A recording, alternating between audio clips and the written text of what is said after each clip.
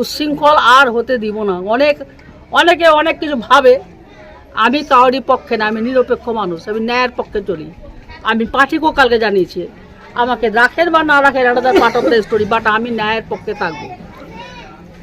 আমি সারা জীবন লড়েছি, আর আরও শেষ জীবনে লড়বো, কিন্তু আমি এর বিচার চাই, ন্যায্য বিচার চাই এবং তাড়াতাড়ি বিচার চাই। মানিকচক থেকে জেলা নেতাদের হুঁশিয়ারি মানিকচকের তৃণমূল বিধায়ক সাবিত্রী মিত্রের। মানিকচকের তৃণমূল কর্মী আবুল কালাম আজাদ মালদার লক্ষ্মীপুরে খুনের ঘটনায় অভিযুক্ত তৃণমূল নেতার পাশে দল বা কোনো নেতৃত্ব যাতে কোনোভাবেই না দাঁড়ায় তার আবেদন জানান। যদি দাঁড়ায় তাহলে তাদের বিরুদ্ধে আমি সরাসরি নামবো, এমনটাই শনিবার মৃতের বাড়ি গোপালপুরে পৌঁছে জানিয়েছেন সাবিত্রী মিত্র। এদিন মৃতের বাবা মা স্ত্রী সহ অন্যান্যদের প্রতি সমবেদনা জানালেন তিনি, পরিবারের পাশে থাকার আশ্বাস দিলেন, এমনকি এর শেষ দেখে ছাড়বেন বলে জানিয়েছেন। মালদা থেকে বলাই পোদ্দারের রিপোর্ট, পুরুলিয়া টুডে।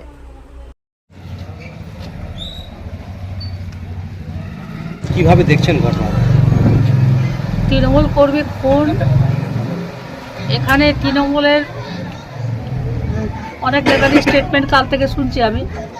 আমি কলকাতায় ছিলাম, আমি কোনো স্টেটমেন্ট দিইনি। এটাও জানা না ছেলেটার বাড়ি গোপালপুর। আমি এটুকু বলতে পারি, এরকম ভদ্র ছেলে কম আছে, ধৈর্য আছে, আস্তে করে কথা বলে, বুঝে সুঝে কথা বলে, চিন্তা ভাবনা করে কথা বলে এবং কাউরই ব্যাপারে মাথা গলায় না। এই ছেলেটার নাম হচ্ছে কামাল বলছি, ওই আব্দুল কালাম। তো আমাদের এই ছেলেটা আমার সাথে বেশি দিনের পরিচয় নাই, পরিচয় আছে কিন্তু আমি ওকে কোনো রাজনীতি দেখি না বা ডাকিনি, কিন্তু আমি ওর সাথে এমনভাবে আমি যুক্ত ছিলাম এর মধ্যে কদিনে, এই বাঁধের কাজটা আমার আগে থেকে অনেক তথ্য আমি জানতে পেরেছি আমাদের।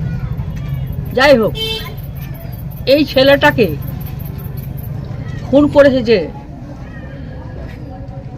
তাকে পুলিশ অ্যারেস্ট করেছে, মাইনুল, তার ছেলে, তার ভাই, গ্রামের লোকরা বলছে। আমি এখান থেকে ওই গ্রামে যাব এখন। তো এরা খুন করে ছেলেটাকে নৃশংসভাবে, মানে এরকমভাবে কাউকে মারতে পারে না। ওরে ভগবান, আমি ওর চেহারা দেখিনি, আমি ভালো চেহারাটাই দেখছি। তো এখন যেভাবে ওকে খুন করে দিল, ও ফোন করে বললো যে তোরা আয়, আমি মনে হয় আমি বাঁচতে পারবো না এখানে। কেন গেল ওখানে, কি জন্য খেতে গেল একটা টিনের বাড়িতে, আমি জানি না, কে নিয়ে গেল আমি জানি না, তবে এর বিচার আমি চাই, এর শেষ দেখব, এইটুকু হচ্ছে কথা। এর বিচার হবে, প্রশাসন ব্যবস্থা নিয়েছে, প্রশাসন অ্যারেস্ট করেছে, আরও 2-1 বাকি আছে, পাচ্ছে না খুঁজে, পাওয়া তো যাবেই, সবাই যাবে কোথায়, আর বংশী দিয়ে খুঁজে বার করবে পুলিশ। এবং আমরা এই কেসটাতে মেজবাবু দায়িত্ব নিয়ে কাজ করছেন, কারণ এই আয়ের প্রতি আমার কোনো ভরসা নেই। ফলে আমি চাই সঠিক বিচার হবে, আর সঠিক বিচার না হলে আগামী দিনে আমি ভাববো আমি কি করব। পুলিশ কাজ করছে, ভালো কাজ করছে, এসপি সাহেব ভালো কাজ করেছেন, এবং রাজ্য থেকেও এই ব্যাপারে ফোন করা হয়েছে, এসপিকে কথা বলেছে, এবং এসপি সাহেব বলেছেন যে আমি এদেরকে অ্যারেস্ট করেছি এবং এই কেসটা আমি হ্যান্ডেল করছি, আপনি চিন্তা করবেন না। আমি তখন কলকাতাতে গেছিলাম, রাজ্যতে গিয়ে আমি বলেছিলাম, রাজ্য জানিয়েছে। এইখানে কে কি হারালো আমি জানি না, ওর বাবা ছেলে হারালো, আমি একটা ছেলে হারালাম, আমার এটা মনে হচ্ছে, আর কিছু মনে হচ্ছে না। পরিবার দেখে তো আপনাদের চোখে জল আসবে। একটা ছোট্ট বাচ্চা মেয়ে বিয়ে হয়েছে, ছোট বাচ্চা মেয়ে, কত বয়স হবে, 17-18 হবে, এর বেশি তো না। এদের জীবনটা কাটবে কি করে বলুন, তা তো কঠোর জীবনটা। যাই হোক, ওপরওয়ালা যেটা সহ্য করতে বলবে আমরা করব, আমরা করতেই হয়, কিন্তু করাবেও সহ্য, কিন্তু এর শেষ আমরা দেখতে চাই। এই ব্যাপারে আমি ছাড়বো না।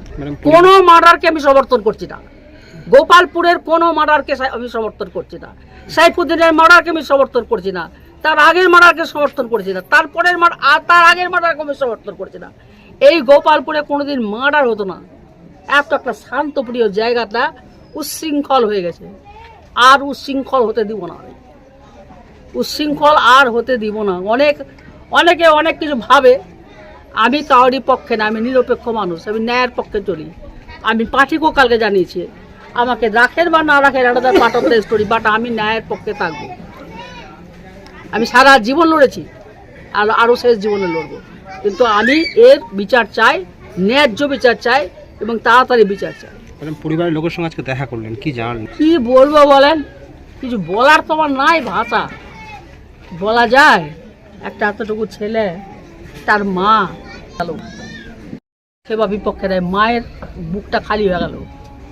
মা কাঁদতে পারছে না ছেলের বউটা দেখে। ছেলের বউটা এখন 8 মাসের গর্ভবতী মহিলা।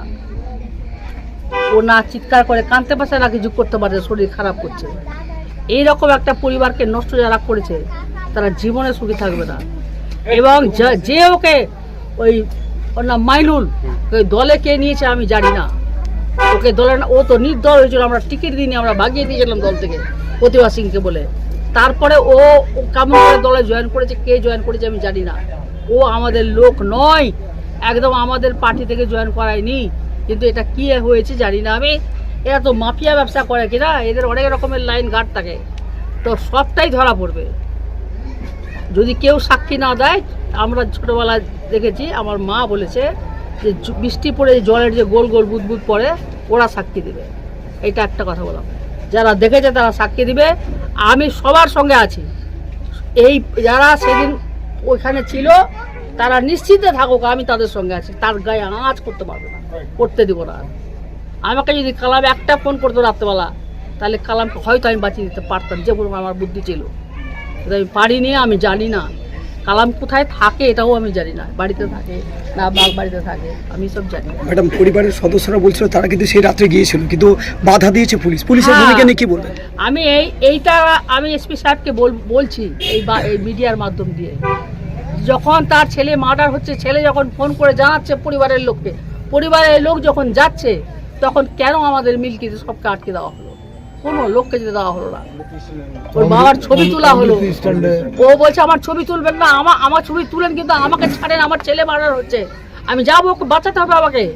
গ্রামের সব তার ভাই ভাতিজা যত লোকজন ছিল তারা গেছিল, তাদেরকে যেতে দেওয়া হয়নি। এটা কেন করেছে পুলিশ আমি জানি না। কি রোধ করতে এসে মার্ডার হতে দিতে চেয়েছে, না মার্ডার আরও না হয় সেই জন্য চেয়েছে আমি জানি না। পুলিশ যেতে পারতো, তখন পার্শ্ববর্তী পুলিশ দিয়ে যেত, দিয়ে বাঁচাতো। জুডিডিকশন পড়ে না, সেই জন্য তুমি যাওনি। ইংলিশ বাংলার মধ্যে তো পড়ছে, এইটাও আমি মানবো না।